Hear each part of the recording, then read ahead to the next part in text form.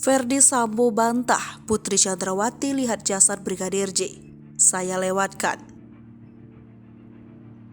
Mantan Kadif Propam Polri Verdi Sambo membantah kesaksian bekas ajudannya, Brigadir Azan Romer, yang bersaksi untuk dirinya dan Putri Chandrawati.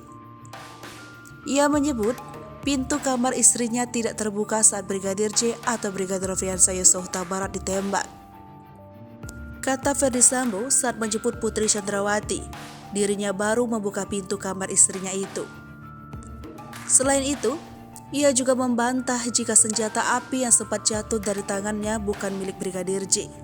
Diketahui, senpi bermerek HS itu disebut jatuh dari tangan Verdi Sambo saat turun dari mobilnya setiba di rumah dinas Duren 3, Jakarta Selatan pada 8 Juli 2022. Rumah dinas itu merupakan tempat kejadian perkara atau TKP pembunuhan berencana terhadap Brigadir J. Suami dari Putri Chandrawati itu mengatakan senpi yang jatuh tersebut berjenis Wilson Combat. Diketahui Brigadir J menjadi korban pembunuhan berencana yang diotaki Verdi Sambo pada 8 Juli 2022 lalu.